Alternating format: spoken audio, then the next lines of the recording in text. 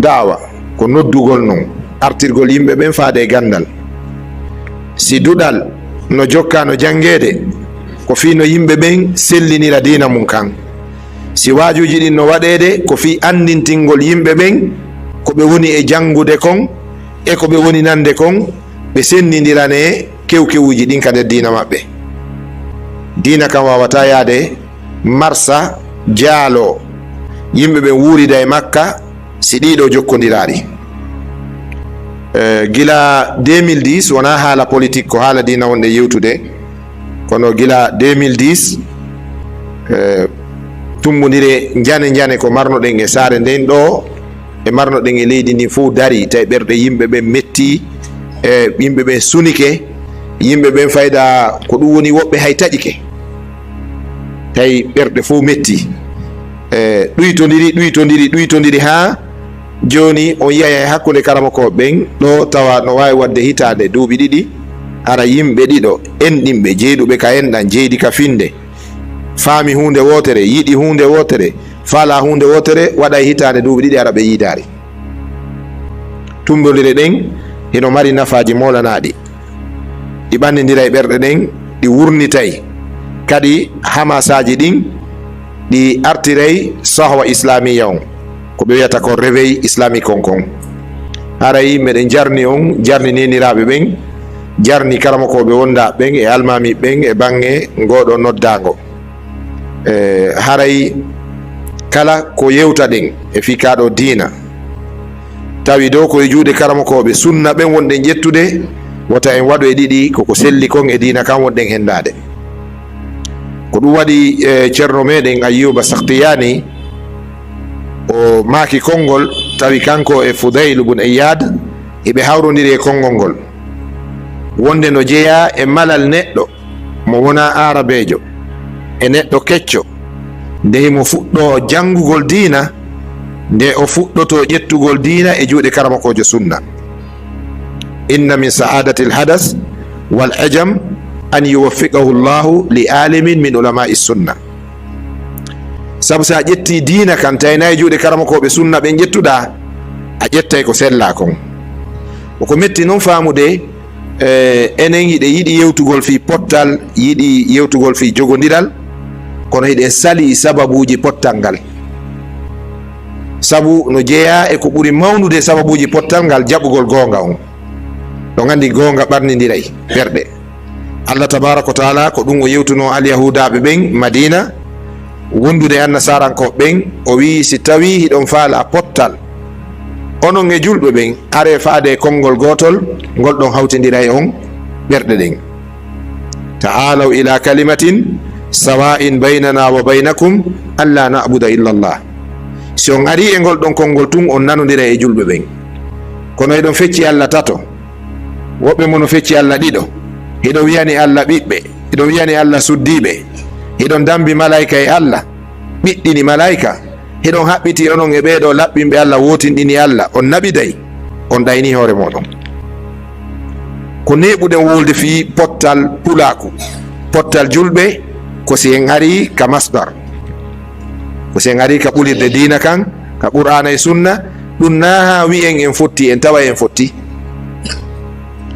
Ko ɗum waɗi haray ɓeɗen jarna sukaɓe ɓen ɓeyda rerɗinde sukaɓe ɓen fi sifa ɗeɗo jonɗe, sifa ɗeɗo tummodire, ɗeɗo ko tummodire waɗade barkini, ko tummodire ɗe andanɗa hoore ma wurnitay, yiɗina sukaɓe ɓen, yiɗina jama on dina kan, holla kadi welsindiɓe ɓen kadi yoɓe wakkilo ko haqiqani cheikh. Ok, shukran, hayakumullah. ɗum ɗo no holla welsindiɓe ɓen yoɓe tinno, yoɓe wakkilo dina kan koka haqiqa, dina kan koka soobe. Sengo ko ɓe holli kon wonde yo mimmi yewtu fayda ceerno men on ɓe maaki ko makete kon e muɗum fi ngolɗo kulol Allah. Allahu subhanahu wa ta'ala o noddi en ko heewi ka alqur'anare teddude yen laato huloɓe mo. Ya ayyuha alladhina amanu ttaqullah, ɗum no ɗuuɗi alqur'ana hey kono yo gomɗinɓe hule Allah. Ya ayyuha nnas ittaqu rabbakum, hey kono yo yimɓe hule joma moɗon. Sen daari ayeje ɗenno ɗe ardiri non, en taway haaju Allah e meɗen ko yeru ko hulɗenmo kon. Haaju Allah e meɗen ko yeru ko hulɗenmo wo. Nde haaju makko kanko Allah yani e noddugol yimɓe ɓen, ta ko yimɓe ɓen fuu e hulugol mo kanko Allah o nattayɓe e toɓɓere tawhidiyankore no wiye rububiya, at-tawhid ar-rububiya. Si haaju makko kanko Allah yani e noddugol yimɓe ɓen, tawa ko gomɗinɓe ɓen o faala nodditude e hulugol mo, o nattirayɓe ka tawhid wiyeteɗon uluhiya. Ko honɗum sendiniri ɗeɗo geɓe tawhidi ɗiɗi, uluhiya e rububiya. ɓayno woodi hande yimɓe ɗuɗuɓe haala dariɓe no wi'a wonde taqsimu tawhid ila aksamin,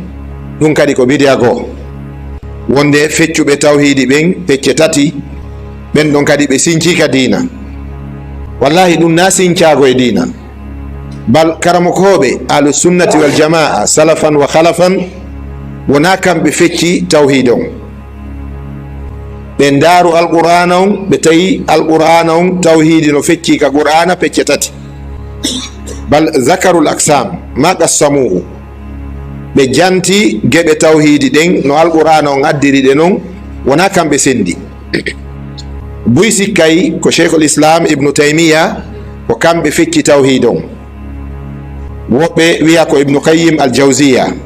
kono ɗum ɗon fof ko haala non, bal ɓe janti no Allah sendiri non. ɓe ndaaru alqur'ana on, ɓe ndaari ayeje qur'ana ɗen, ɓe tawi tawhid on hino fecci pecce tati ka nder qur'an. sen ari ka suratu maryam, Allah subhanahu wa ta'ala no janti geɓe tawhidi ɗen tati e aya goto. Allah subhanahu wa ta'ala no wi rabbu samawati wal ardi wama baynahuma fa'budhu wastabir li ibadatihi hal ta'lamu lahu samiya. Rabbu samawati, ɗum ɗo rabbu on ko min ar-rububiyya. Rabbu samawati wal ardi wama baynahuma, ɗum ɗo fof ko humodiri e jeyal Allah e gotimbako makko kanko Allah ka jeyal makko e ko jeyi kon e ko waɗi kon. Fa'budhu, ɗum ɗo ko kalima min al ibada. Fa'budhu, rewemo ko kalima yaltuɗo e ko wiyete kon ibada, mi mana ubudiyya. ɗe gandi noon ubudiyya e uluhiyya ko hunde wotere. ko ɗum waɗi karamakoɓe go wiyay tawhid on ko tawhidul uluhiyya, woɓɓe innamo ko tawhidul ubudiyya, woɓɓe innamo ko tawhidul ibada. eyi e refti noon Allah sakkitori asma wa sifat on, o wi hal ta'lamu lahu samiyan, yarli ɗon andani Allah tokora. Allah ala tokora. joni noon eɗen gandi si tokora fi tokora no wolede koye inde e sifa, sabu kala inde jantande haray hinde mari sifa. Masalan sa wi ustaz, sa wi alhaji suleymana, sa wi alhaji suleymana ko dokko, haray ko ɗum woni sifa dokko, ko dokkal. Sa wi lanɗo kaarijo ko ñaaɗuɗo, ko ɗum woni sifa makko on ko ñaande.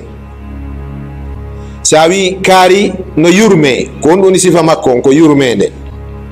Bi mana inde goɗɗo wawata jantade inde tawa inde nden alda e sifa mayre, ko wiyete description kon. Inde fof no mari description, si a wowli inde nden haray no woodi ko nden inde ɗon sifi.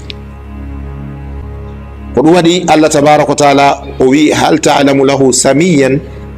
o natare e jantagol min al asma'i wa sifat, tawde asma'u o sifatu o ko natata koye nder kalima on. si wiyama tokora ko harata koye inde ma sifa. idan ko wona nin Allah tabaraka wa taala jantori karama ko ɓe noon ari wiya wa tawhid on o feccama pecce tati ka alqur'ana ko noon tawruɗen, wano imamul ahsa'i makirta noon hakaza zukira ko noon jantora. joni noon si haaju Allah yani e nulugol, te kanko Allah himo faala nulude yimɓe ɓe fou julɓe heferɓe jaɓuɓe saliɓe nde himo nodda koye rububiya on o noddata o wiya ya ayyuhannasu ittaqu hule bimana ewol ngol ko ya ayyuhannas yamirore ewol ngol ko honɗum ko ittaqu ko hule on ɗon ko honɗum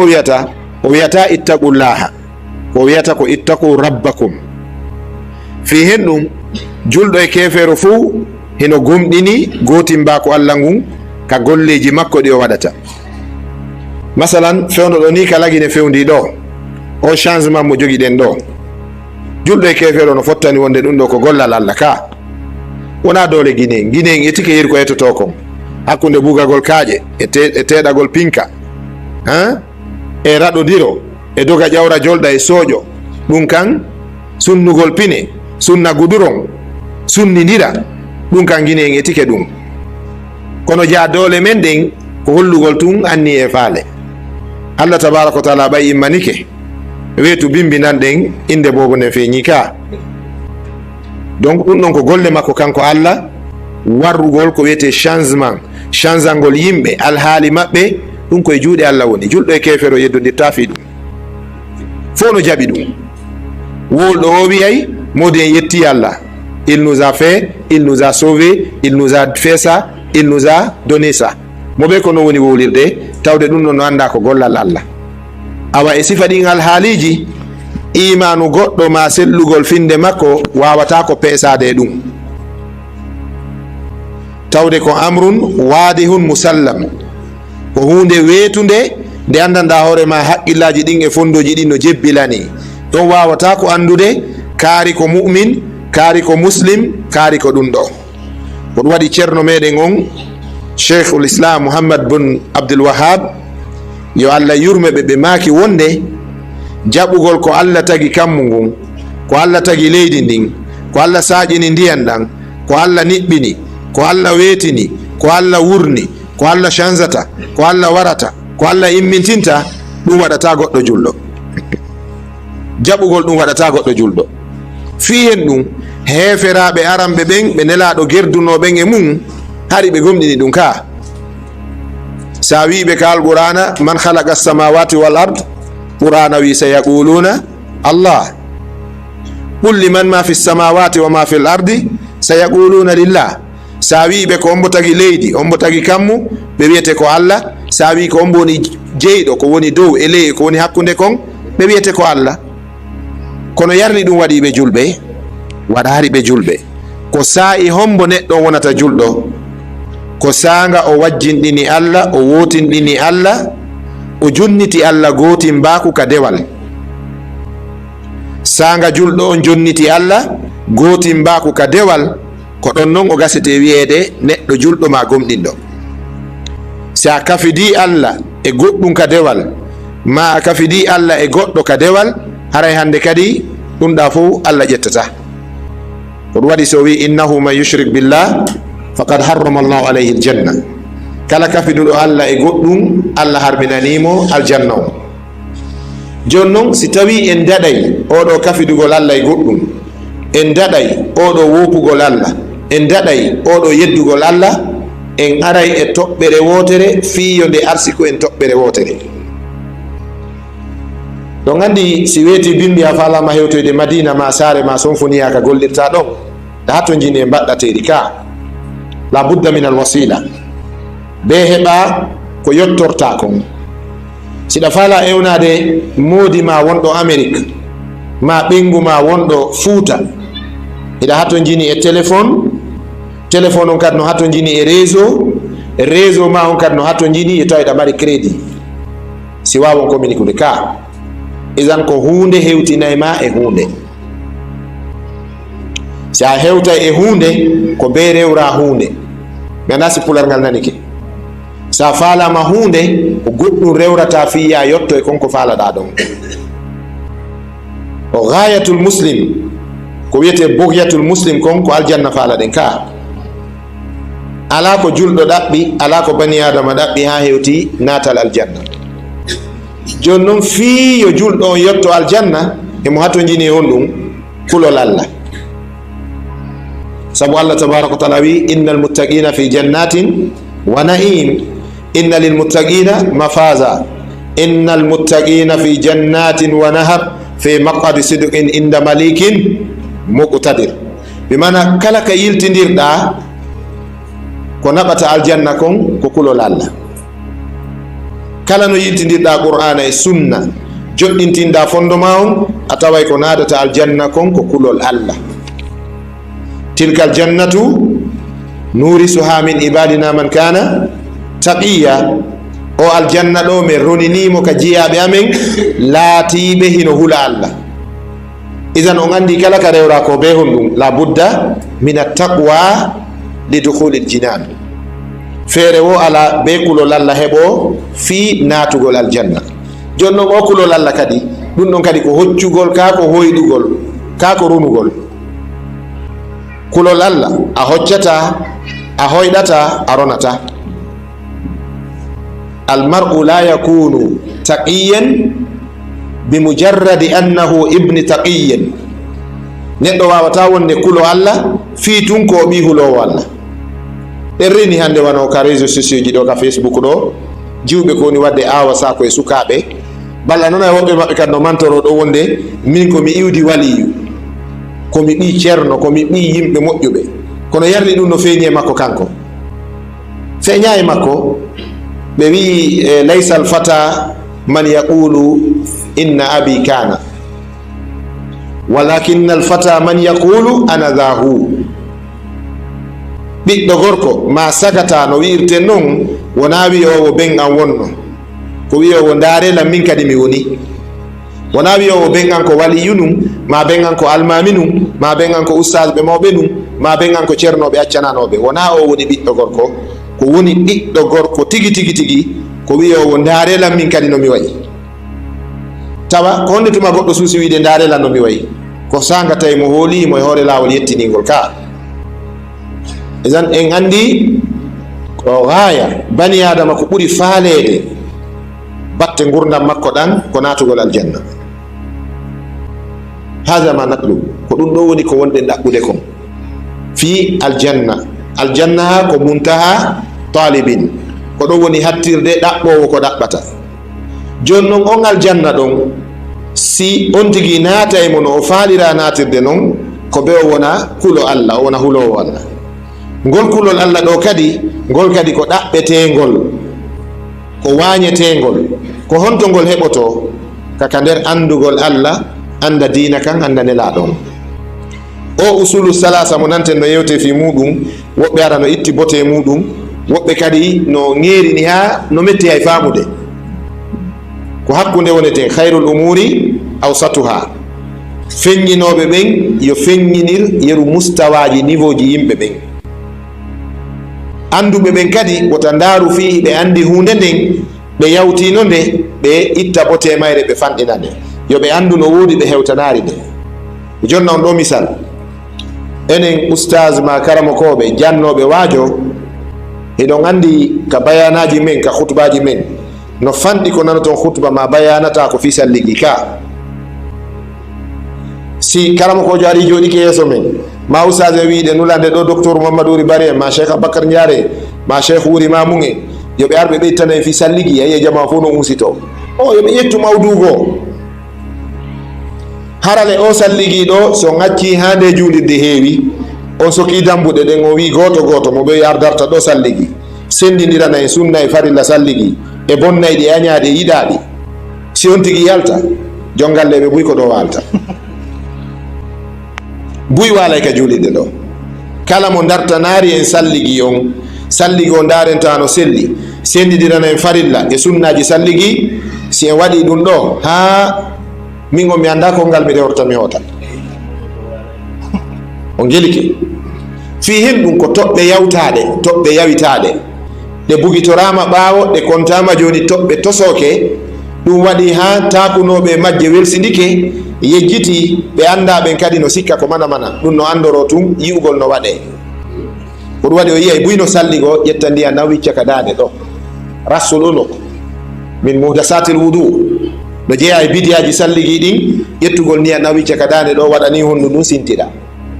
puynan ko ɗon haaɗi. temeɗɗe capanɗe julɓe no wadde ɗum siɗen juulude si imam o wi gayril magdubi alayhim wala dallin o yiya buyno tourna aynayi tun ƴeewowo ko wontiri nano e ñaamo tourna amin si darto kadi ide yiide ɗum holli wonde e sikkay toɓɓe goo ko tosoke kono haraɗe yawtaka ko haraɗe yawtama kono ne haraɗe yawtaka ko ɗum waɗi ɗen hatto jini e karamokoɓe marhalaji tati eɗen hatto jini e ceernoɓe mustawaji tati niveau ji tati wawoɓe jogitanade en ɓe sonnaɓe e fayɓe ɓen eɓe fuɗɗaki ɓen e fuɗɗiɓe ɓen fuɗɗi faamude jogitotoɓe ɓen ɗon ɗowa ɓen ɗon fiyo ɓe hewto e karamokoɓe mawɓe ɓen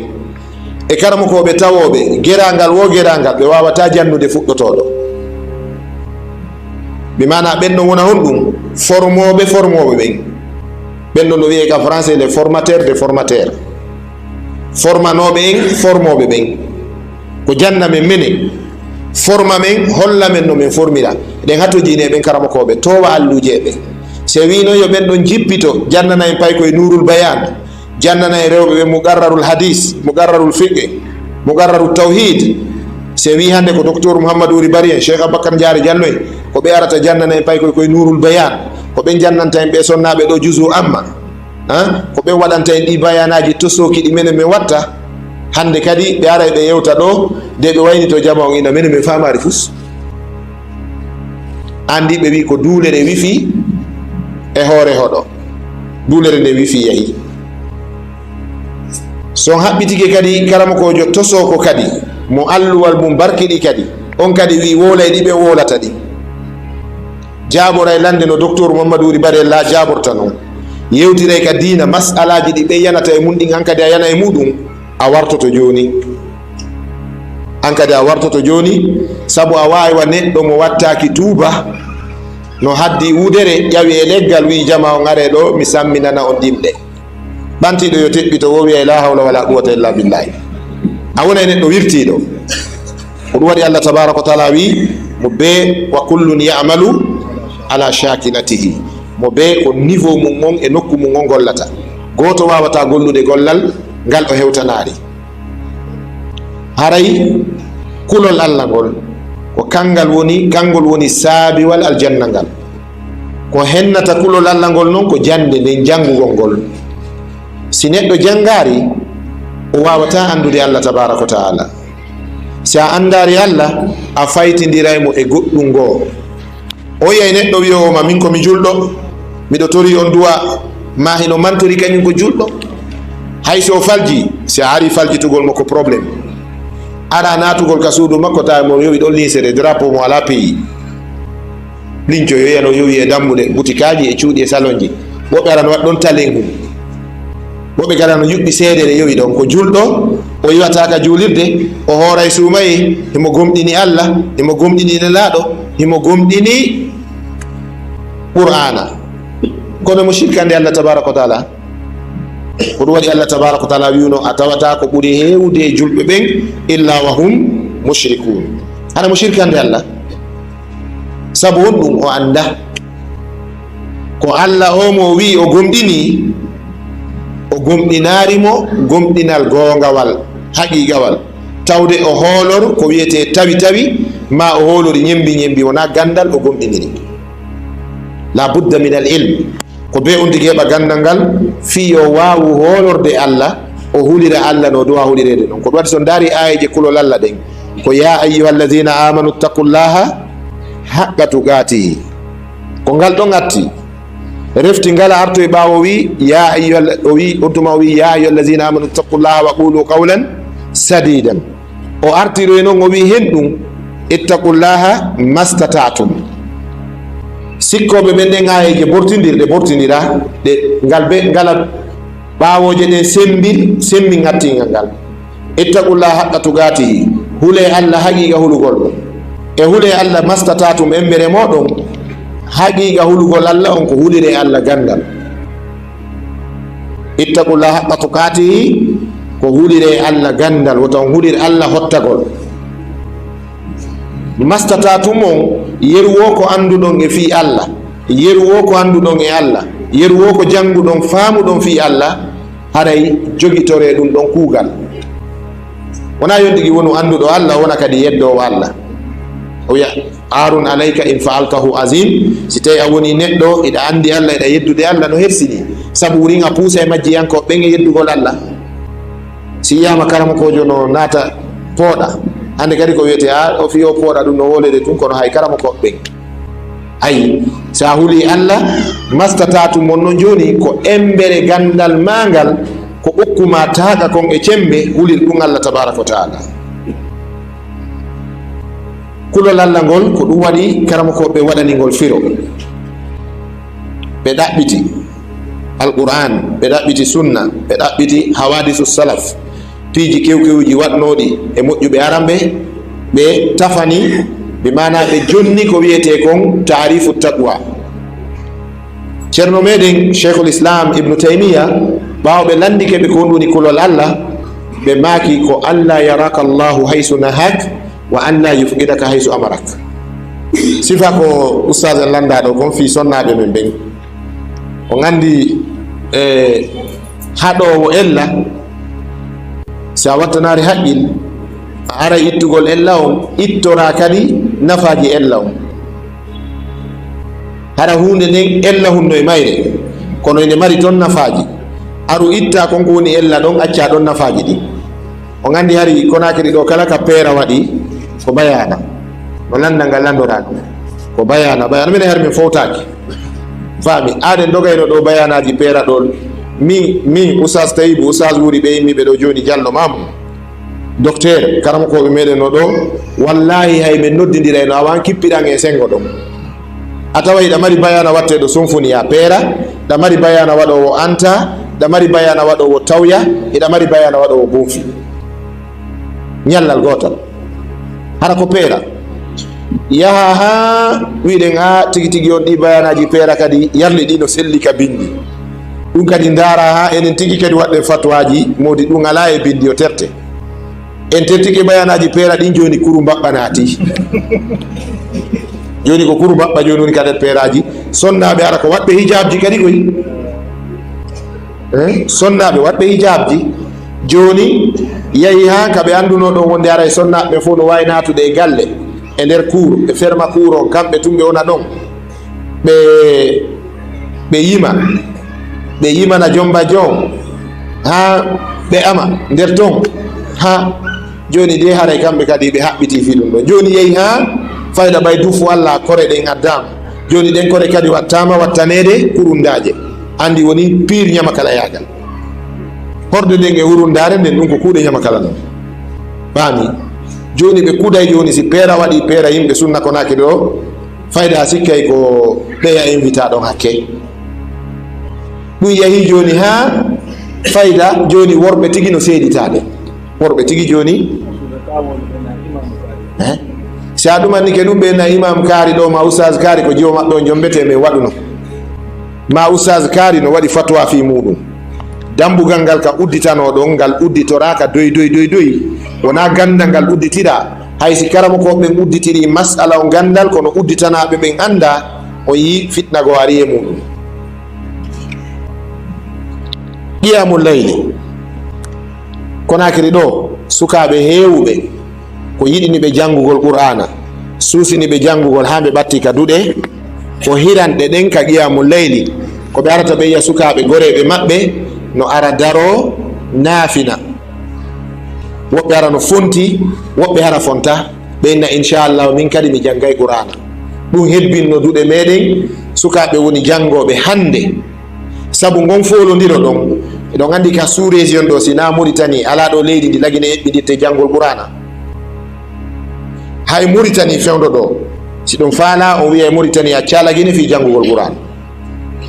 hara ko tilawa mo jawwada fewdo ɗo takko ɗo leydi ala takko ɗo wawude wi'ude hindi janga qur'ana ɓuri lagine. seede mu dare ka musabaqaji ma ka ɗumaji e karamakoɓe sukaɓe wonɓe ɗo ɓen tawa enen hiɗe yawitiɓe, kala yaltuɗo ɗo yawti frontiére leydi ndi o yahi wo ko karamakoɓe mawɓe daɗɗanta mo wiya heɗemo. yimɓe ɓen no hooli karamakoɓe lagine ɓen no faami. duwatɓe ɓe lagine ɗo ko ɗum walla yalliɗe nana ɗo haray conférence no waɗa ɗo eɗen invite karamokojo Sénégal yo arlagine ɗo wonde balɗe 10 balɗe 20 ma karamokojo no iwri Nigéria no ari ɗo ma karamokoɓe wonɓe Europe ɓen goɗɗo no ari ɗo ta ko invitaɗo taƴana biye fiyargol waɗa dawa kono bal ñande wo ñande duwata ɓe lagine ɓen ɗo hiɓe ka yaasi hiɓe noddede leyɗe ara goɗɗum ɗum koye programme ji karamokoɓe mawɓe towɓe alluje kadi ɓuuri ɓe minen simi yeehi Sénégal ɗo docteur Lo nodda e jama on docteur Lo Ahmad Lo ɓe nodda e jama on ɓe na heɗe ɓe duwata ɓe lagine ɓen hiɓe jogui ko wiyete réveil hiɓe finani dawa on hiɓe andi ko ɗum waɗi neɗɗo ara ɗen yawitimo ɗo alluwal ngal ɗen kontitowa ɗo kaw yehi takko ɗo wo kartona faami donc leydi ndin Allah no waɗi e mayri ko tiiɗi kono hiɗen yawi duɗe ɗen ɗuuɗi hande fayɓe ɓen ɗuuɗi ɓurano no jangede janginji kelɗuɗi ndaare mo sabaga waɗɗo Dubai on jiwum men iw kon ɗo ko Mariam Ba yeru ko jooɗi kon yeru konko jangi ɗon kon wallahi o dimbuno gaa o faami tawile yaw ha tawi ɓitti ha wiya tun joni awa ƴettengoɗo jiwo ɓay mo jeeya e fowlu ɓe naɓɓe mo wona concours waɗaka ɗo hitande duuɓi ɗiɗi ma hitande fof mo sabaga inter duɗe no waɗede fiye heɓu goto o naɓa kono yi kala ka hammirɗen e banggue Qur'ana on taway ɗe wawi représentude leydi men ndi ɗum ɗo ko karamokoɓe waɗnoɓe ɗum ɓen alfadlu lil mutaqaddimi walaw ahsana al muqtadi hande ɗen jogui dakatirji doctorat ji ɗi no ɗuuɗi alluje towi kono karamokoɓe fuɗɗinoɓe noddude ɗum ɓen ko karamokoɓe ɓe janggoyari hay nokku e leydi arabu ko ɗo ɓe jangi ɓe ala shahada ɓe ala diplôme ji ko ɓen noddi o jama e sunna ha hande eɗen fewndi ɗo itan ko ɓe yetten Allah weltanoɗen ɓe qirritanoɗen ɓe ɗum no jeeya e mande kulol Allah wa man yu'azzim sha'air allahi fa innaha min taqwal qulub se mawnini ko Allah mawnini fi mum kon hara en heeɓi ko wiyete kulol Allah ka ɓerɗe meɗen hara en dullari hara en dullanari aranɓe ɓen hay kemɓe ƴetten heyɓe ɓen arno e sayigo Konakri ɗo hari ko marɗen ɗo markaz sunnayanke ɓe iwayno Dubrika ɓe iwa Koya ɓe iwa Hanfode Kariya Firiya si a wugganay ɗo yawgol heɗo bayanata ko karamokojo sunna o koluma e kon kasere ɓeyna ka markaz si wiyama ka markaz ɗum ɗo ko anda ɗum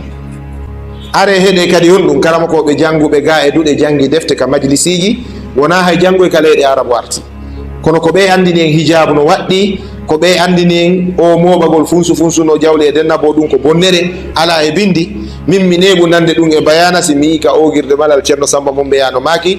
wonde defugol wano peera e inde bo ɗum ko puydan e bonnere jawdi on famine tawi ko ɗum woni le asli dina kan andini en ɓiɗɗo gorko yo yaafo waare mum nden conci ɗi yo raɓɓiɗine ka worɓe ɓen sonnaɓe yo dasuɗi e mbere sogonal yo hijabji ƴette on tuman haare en ala ɗeggande ko marɗen ɗo fof kono nden tinnare ɗon nde battini e leydi ndin en toriki Allah yo Allah yoɓu ɓen tinninoɓe ɗin tinnare ko ɓuuri moƴƴude en joddi wallahi minen min fof koye ɗum men nanga minen fof komin raafulaɓe adda ka sunna karama ko ɓe jokka han on tigui no jangi anglais no jangi bible ha no junniti ko heddi o ko wigol alleluya mo faami koye nder ɗum ɗon mi hoccimen ɓeyni o aray ga ɓay ko a ɓi diina aray ko noon min meltira min multira min beele na ha min sutti janngugol min yiɗi janngugol min yiɗi waajagol falillahi alhamdu wal minna ha on tigi kañum joni ay si janngoyaari ka leydi arabu ko ɗo mari jannguɓe juuɗe mum wonɓe janngude toon joni faami tinnare nden nde rimay wallazina jahadu fina lanahdiyannahum subulana haray koye ɓeydi wakkilare nden ko nde mande kulol Allah molanade ceerno on maki ko wiyete kulol Allah ko wota Allah hattoma kaw yamirma ɗon wotaw yi'e kaw haɗuma ɗon Seydina Aliya eɗen andi hari o attike fi kulol Allah o maki ko piiji nayyi ko ɗen ƴagol fi Allah mawɗo on e gollitirgol ko telli kon ɗum woni Qur'ana e sunna e yondinorgol seeɗa sa heeɓi e maapagol fi ñalade sakkitorde ma aduna kirnol ngol wal istidadu li yawmi rahil e heɓilanagol ñalade kirnol ngol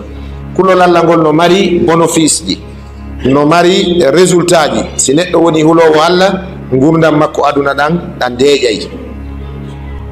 albalaw e jarrabu ye sutiɗo mo wo Allah tabaraka wa taala woncitaymo itta. Allah tabaraka wa taala yanyanay on tigi arsike on ma yondinare nden ngandi ɗum ko ɗiɗi: heɓugol jawdi ndi matériel on ɗum ko ngalu, wonugol heɓaari ɗum kono ɓernde mum nden haɗa no yondini ko ɗum ɓuri wonde ngalu. ɓe wi alghina ghina nafs, ko wiyete ngalu tigi tigi tigi nelaɗo ɓe jamɓe kisi woni e muɗum maki ko yondinare. wallahi si tawi a heɓaari jawdi kono ɓernde ma nde no ɓutti, ɓay tun an Allah no hokkuma cellal, no accanma haqqil, no luɓuma wonki, no arsikudema rewgol mo ɓernde ma nde no ɓutti, haray ko woni galon, ko woni galon, haray ko woni galon. alghina ghina nafs. Allah tabaraka wa taala ko seede men e ko yewtuɗen kon ɗo, o wi e aya alqur'ana go: in tattaqullaha yaj'al lakum furqanan. o wi e aya go: wa man yattaqillaha yaj'al lahu makhraja wa yarzuqhu min haysu la yahtasib. kala hulɗo Allah tabaraka wa taala arsika mo arsike on iwra ka o miijano. Allah tabaraka wa taala yaltinamo e kala caɗele ɓitteɗe ko yani e makko. ka darnugol yewtere nden ɓawa futuro on woɗɗa, ɓe jonni fi hadisa waɗnoɗo fewndo o gando mawɗo maketeɗo Hatimul Asam min arwa'i qisasi taqwa. ɓe wi Hatimul Asam oɗo ñande go toujours o torotono Allah, wiya Allah arsikan hajjugol ka suudu ma hormanteɗo simi maya. ko ceernojo noon mo ɗuɗiraka jawdi baso ka bangal ngalu aduna, kono noon ko ngalo ka diina. ñande goo o heɓi buuɗi, goɗɗo itti sadaka ma zakka okkorimo, ndaari o tawi buuɗɗin ko yeru ko naɓatamo hajju artira. o wi Allah jarribike lan, mi torike mo yo naɓan hajju, mi heɓi yeru ko yaare hajju pet, zadu wa rahila. annabi sa sallam maki: man wajada zada wa rahila falam yahuj falyamut yahudiyan aw nasraniyan. mo heɓi ko yaara e ko arda ka hajju e ko yooɓo o hajjari, si o maayi ko alyahudankejo. o ari o noddi ɓengu makko e juum makko gotum to sukun, o wi: mi waynike o mbiɗo yaade hajju. ɓe noon teytuɗon jawdi, o wi: hino ndi ɗo. ɓe ndaari ɓe tawi ko yeru ko naɓatamo hajju. ɓe wi: hajju waɗɗakima. ɗandi jiiɗirawo e buuɗi sonnajo e ko wiyete kaɓɓum e mbuuɗu kon, ɓe haldi ko seedata. a andata goyi ɓengu ma no mari haqqil, an fuɗɗoɗa hebde kaalisi. wonduma nanta ɓengu ma no he wattane haqqil, o jamanu ɗuuɗi e hoore mum. ngil jamari no ɗuuɗi kamen ɗo de wattane haqqil. wallahi si ala goɗɗum sago makko ko yiide tun e yimɓe bela joɓe wallete. sonnajo ini heedi ɓuuɗi ɗo, o ɗi ala yaade hajju few. Hatimul Asam wi: mi fodi Allah, ɓay o newni mi yeehi. ƴeew ko ini nene terte baba ɓe yaa. Hatimul Asam ɓay o fokkiti hajju, o wi jiwo makko on, o wi: hey ko am yeeto nene ma Allah no wi: wa man yattaqillaha yaj'al lahu makhrajan wa yarzuqhu min haysu la yahtasib. mi ala ko mi accira on sina hule Allah. on weeletake, on tampata si on woni huloɓe Allah. haray e hino ɗo dépensiru balɗe jeeɗɗi, wonɗo yaade noon hajju fewndon tuma, goɗɗo yaha e hajju hitande lebbi ara wartari, wawa fewndo ɗo, wona sahi avion. o nangi lawol ngol o yeeyi, woni balɗe jeeɗɗi, balɗe seeɗa tun ko waccuno ko lanni. ɓe weela balɗe ñallal e balɗe ɗiɗi. nenejo noddi jiyunku wo ko an wiwno yo mi accitu bemma o yaha, heege ngen ko an aɗoto warde. ƴunko wi: nene ha joni koye waɗari ko ɓurana wi ko: woman yattaqillaha. sina ɗum en tampata fi faggowo yeehi, si baba walike noon maayi, kono wuritte. nene makko ini awa toroɗen Allah ballal. jiyunku salligi yahi jooɗi juuli darɗe ɗiɗi. kaw jooɗi ɗon o wi: allahumma qulta wa man yattaqillaha qulta wa qawluka alhaq wa man yattaqillaha yaj'al lahu makhraja wa yarzuqhu min haysu la yahtasib. Allah wi'i ko wiyata kon noon kadi ko goonga, a ɗaynata. a wi mo hulima, a yaltinaymo e sattende, a firtanaymo arsike yura ka o miija. awa Allah meɗen heɗima. tun ɓe nani baafal ngal no konka kun kun kun kun kun kun. nene jon ini e ndara ko moni. jiwngu immi ari uditiri baafal ngal doyi, o tawi ko garde corps jo rapproché président de la république on, ɓennamo entourage. o wi: entourage amama babina, ko an entourage dari ka dambugal amen ɗo gardi lanɗo on. o wi: faabe men, ko men enen lanɗo meɗen ka mawkibul riasa ka cortège présidentiel min ari ha ɗo lanɗon hitama o ɗon dama nde wotere o hitama balle min heɓa ndiyan o yara jiwnkun ini he lamɓe ɓen ko toñoɓe londe wonde ɗo nden ndiyan wonɗan ɗan ɗon ko ndiyan hulowo Allah min yarnirta ndiyan hulowo Allah yimɓe susuɓe Allah toñoɓe ɗon a yafoto feƴƴe yeeso gardijo on uggini nangi koyɗe jiwnkun ini mi jejiriɓa saabu Allah nene makko ini awa ñeɗu seeɗa naɓanamo jiwnkun naati ñeɗi goble tew no andi ko lanɗo woni addande moƴƴini on mbaalo ngon ha moƴƴi ombi ha moƴƴi min baabi inzili nasa manazilahum o addi o jonni gardijo ngari wi lanɗo ndiyan heɓike ɗo o tuɗi fi yo yarnu lanɗo cintu ngara nun kum ɓay piike hakkude toni ɗin lanɗo meɗɗi yani moɗiɗan kumɗo cintun o hawti o jooɗi o wi mi ndikki lekki automatique on tuma gardijo ƴetti goble on ari joniti jiwnkun wi aca mahi lanɗon ini dari taw onon o kelɗa mo waɗanima moƴƴere waɗanmo moƴƴere ɗan ndiyan ɗo ko honto ɗan wi gardijo wi kaka suudu hatimul asam o wi addoye hatimul asam ɓe ari ɓe landi jiwnkun o wi baba no seedino hajju ɓe alaga gardijo ngari yetti lanɗon inni hatimul asam wawa e moltade ɗo ya hajju waynaki en wattanen haqqile ɓengure makko nden awa gandi jongalle ɗen ala ɗo okkoren ɓe ko ɓe ñama lanɗon naɓi juuɗe ka jiifa kanŋe e ko o jogi noon fop o joni gardijo wi bugo e kade suudu ton ɓeye ɓe bugi ɓay cortège on fokkiti lanɗon inni ono na on beteɓe si lanɗo mo waɗi moƴƴere ñembinemo mo be kadi memti mo be ko jogino ko ministre ji e directeur ji ɗum moɓi calculé tout si laamu okkori goɗɗo ɓe bugi jawdi kade suudu ha tawi ɓe heɓay ko ɓe ñaama e nder duuɓi jeɗɗi hara ɓe habbaki nafakka ƴurɗo ka yaasi on tuma ɓayɓe moɓidiri jawdi ndi fof gardi kañum e lanɗo yahino jiwnkun inni nene ko onno yiruɗon nene makko ini wallahi qala allahu wa qawluhu l haq Allah wi ko wi kon ko gonga ɓay en yewtike e hatimul asammi jongalle o en fawiki Allah e holorimo ayo arsiki en ko wuren on tuma jiwnkun jangi ayeje ɗen wa man yattaqillaha yaj'al lahu makhrajan wa yarzuqu min haysu la yahtasib Allah tabaraka wa taala no yanñirana goɗɗo arsike sabu kulol makko Allah subhanahu wa taala ko naadirta goɗɗo aljanna ɗum ɗon kan en gaynino karande laawol ko sabu kulol makko ɗo ko yen wakkilo heɓen kulol Allah ko ɗeɗo toɓɓe tati mi yoɓanino en andugol kulol Allah ngol ko honɗum ko rentare accugol haɗaɗi ɗin e waɗugol yamiraɗi ɗin fi'lul ma'murat wa tarkul manhiyat andugol kulol Allah ngol kadi ko okkatangol ko gandal e andugol kulol Allah ngol woni lekki probléme ji ɗin ko kulol Allah ngol kadi woni saabiwal aljanna on en turiki Allah Allah waɗen kuloɓe Allah e wakkilo ɗen kadi wonen yimɓe surridiroɓe ɗon andi aduna on hande yimɓe ɓe gayni liilade mi toro en fi ka réseaux sociaux ji ɗo kala yiwɗo vidéo woni ko sonnajo waɗi vidéo ma ko gorko waɗi vidéo ka o yuwi goɗɗo ma ka o hoyni goɗɗo ma ka o woli goɗɗo konngol bongol sifa ko woni dogude kon fewn ɗo ka Facebook wallir hoore maɗa wallira dina ma kan effacugol hara partage ari o gandi ko woni wadde ha ɓe yimɓe awaseɓe ka réseaux sociaux ji no ɓeydade ndaruɗo vidéo maɓɓe o no partage ande ɓe jama on naata daraɓe kamɓe tigui ɓe haawo ɓe na partage hara ɗum no partage de ɓe daara ɓe tawa fayda ɓe daarede ɓe heɗede ɓuuri karama koɓɓe hatta ɓe bewa si goɗɗo jooɗi ke waɗi vidéo fi yennugol o tawi ha o gayni vidéo on ko yimɓe tato ma nayo daari vidéo on janngo ara o jooɗo yenna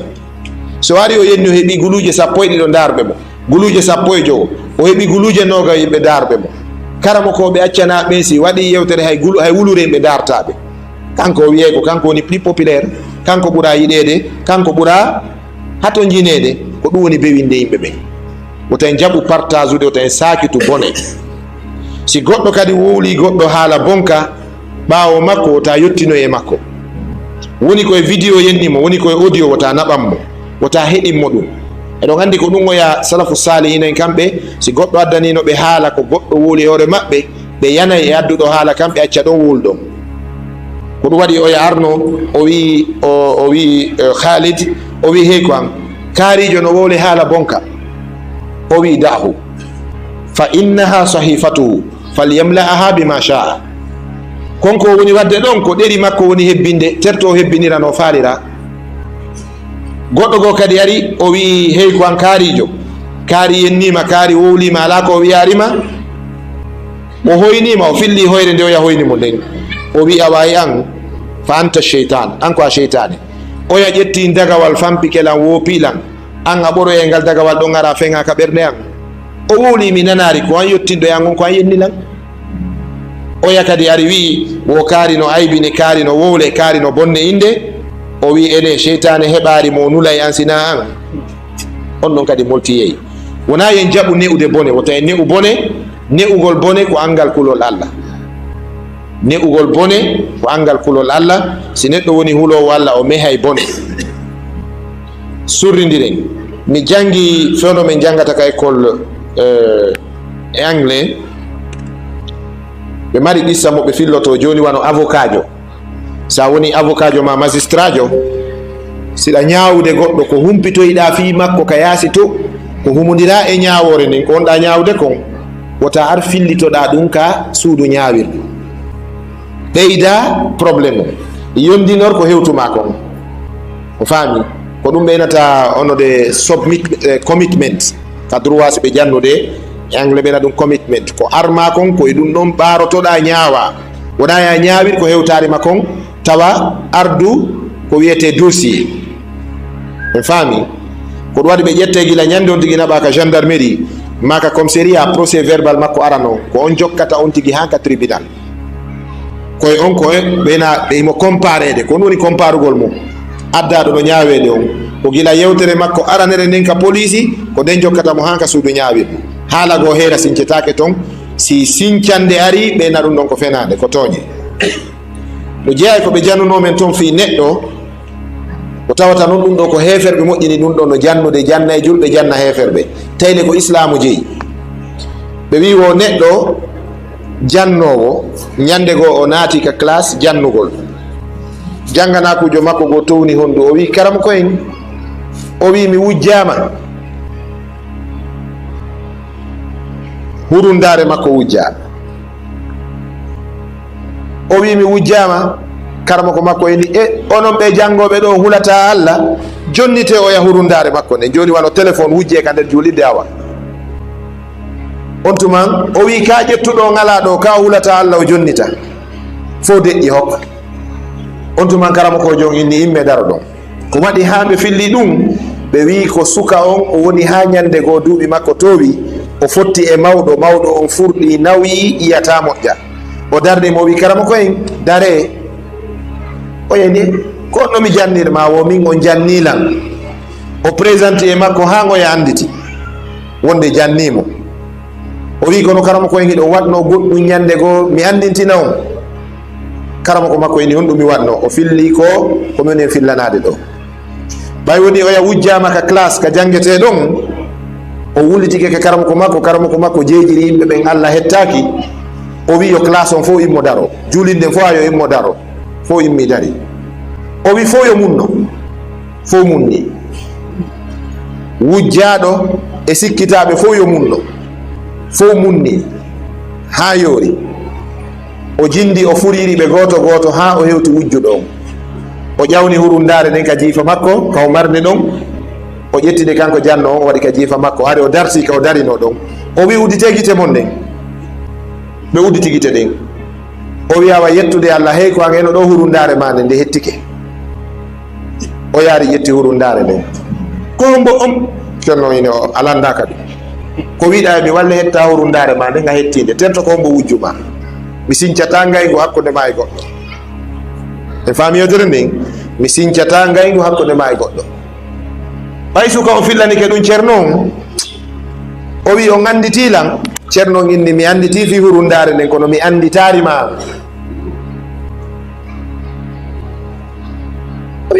o anditari lan, ndarolle ko min wujjuno hurundare nde. Ceerno ini ko haɗi mi andite ɓay mi wi yo munno miɗo furyude on min kadi mi munnino fiwata mi yi'u wujjuɗo on mi huto neɗɗo hay so fewo yo moƴƴita hutare makko nden no heddi ka ɓernde am min kadi mi munnino. Andi o yamiri fo yo munno ne kanko kadi furyo won o munni fiwata o yi'u ella bani adama. O yawiya ko mi wujjuno hurundade karama koyen toriki Allah Allah moƴƴinango battane mum. Ceerno inni ay sa yetanoki lan ɗum sabu nden ñande min kadi mi munnino ko honɗum woni ɗum. Iɗa yiya goɗɗo e saa'i yiramo ko hersini ko hulɓini hutoɗamo, Allah arsi koyamo tuubugol e moƴƴoygol tawa on ella mo yunuɗa e makko ɗon tawa an iwari e ɓernde ma tawa le wonino ade moƴƴo ka Allah. E fami yotere ni ko ɗum waɗi wota goto ɗaɓɓitu ayibe goɗɗo, wota goto ɗaɓɓitu ella goɗɗo. Annabi sa sallam no yeeti e wonde si Allah tigi furi yi e ñande dargal o yurnitiki ellaji men ɗi lumboyowo heɓotako. Kala furiyaɗo o nangete, kala yurnitaɗo ella makko feeñe. Donc haray ɗum ɗon koye neɗɗanke yagal jeeya hippugol gite mum ɗenga e ayibeji e ellaji yimɓe ɓen hara sakitari boneji wowleteɗi hoore yimɓe. Haray o jarama boyi o weltanama mi toriki Allah subhanahu wa taala yo Allah waɗu barke e nokkure nden, yo Allah ɓeydu e pottangal e jogodiral ngal. ɓe weltanike neniraɓe ɓen e moƴƴa, ɓe weltanike karamkoɓe ɓen e almamiɓe ɓen nodditande nden e jonde nden yo Allah duumin ɗum. ɓen tono hono sukaɓe yandi ɓeyde on andi keneɗi no woodi ɗi moƴƴa, keneɗi no woodi ɗi moƴƴa. Hendu ndun 2010 kadum wifuno guine en heɓari jaam mandite ko 2010 fayda ɗi mouvement ji dawa fo e saare nden freni. Meɗen jogino ittihad molanaɗo ɓe Alaji Souleymane ɗo imam, kamɓe koɓe membre ɓe andi ka ittihad jam'iyat ahli sunnati wal jamaa. Tummodiral molanagal mu'tamar waɗaynoɗo lagine ɗo hitande ɓe e préfecture. Yimɓe julɓe sunna yankeɓe ɓen fottayno e saare ɓe e préfecture hitande ɓe. Dawra waɗe, almamiɓe formé, sonnaɓe towɓe alluje naade e sal karama koɓe forma ɓe no jannire takwinul aimma wa du'at wal mudarrisin. Hara dawra no wadde muhadaraji no waɗede, lande no jaabe, wowodiral ɗum waɗi sabu han karama koɓe hewɓe lagine hande ndiɗi. Ɗum kadi hari no buloki o rasisiyagal ngal wonɗo yude hakkude pullo e maninka faami. Par ce que ko yahano mu'tamar on kurusa min mi jonnano ɗon conférence mi yewti ɗo yewtere ɗum waɗno sabu yewtere wotere kalima wahida fakat ɗum waɗno sabu ko karamokoɓe maninkaɓe ɓen tigi winduno noddi Cheikh Ramadan Amir Jamiyatu Mutasimin bi Hablillah ɓe inni siko paasi siko oto men naɓata min invité Oustaz Abdallah yo ar kankan sigiri kurusa o jindaga o waajo on tuma mi yawno on tourné hotidini o gelike mi yawno on tourné mi yaari noon Zére Kore ha mi ardiri Dabola mi arti ko on tuma mi andi Zére Kore on tuma no ɗum ko Mamoun 2006 après mu'tamar on tawi ko yeetagol yimɓe ɓen wonde pullo e maninka si ɓeɗo ɗiɗo jogodiri lagine ko islam mari chance, ko islam weli hoore tawde ko ɓeɗo ɗiɗo woni yeesoɓe ɓen ka dina lagine. Si ɓeɗo ayri ɓe pottodiri haray islamu heeɓi accident ɓay ko ɓeɗo woni joguitiɓe islamu wona ɗum waɗi mi andano ɗum ɓaynami mbile ma ndure mi hoyɗa kadi wonde 2010 aray ɓerɗe pottodira ka certano Dabola waynodira Dabola ara karama ko ɓen mo ɓe hucciri ka kammum e waɗangol aade mum on campagne mo ɓe nana ko ya wowli kon e ko ya faala kon ayra noon ittihad on o dari ɗon on yii hande ciya ko woni wolde kon e hoore meɗen ka feddeji meɗe ɗin fof heeɓi dole hoore meɗen hande lagino radio ji ɗin kamɓe jogi réseaux sociaux ji ɗin ko kamɓe hiɓe wowlude karama koɓe mawɓe ɓen ka sunna hande paygal ngal andanɗa hoore ma fus o anda sina deftere wotere o jangi o jotto ando e naɓe fena yalta mamadi ɗum woni accident molanaɗo. Donc démocratie on o wonarari lagine welu hoore faami o wonarari lagine welu hoore e ko nanton ɓe na soori wawata laamu soori gayntaji wona waɗangol soori campagne kono woodi sooriɓe ittuɓe yimɓe mum e hande ɗare Paul Kagame ko militaire jo hande nini lagine ka fewndi ɗo e wiyata fo marsi kono buy fokkiti marsugol par ce que si yimɓe ɓen arti e yurmodiral e jogodiral e yejjitugol ko waɗidirano hande kadi ara ɓuttu heɓino heɓoro donc en yettu Allah wakkiloɗen ɗum ɗon wuura e meɗen ayniten jonnen Allah yettore nden haray mantari gardi manten Allah jarnen mo kanko Allah bela jo ɓeydana e nema on sabu wala in shakartum la azidannakum so yetti nema on ɓeydana on wassalamu aleykum wa rahmatullahi wa barakatuhu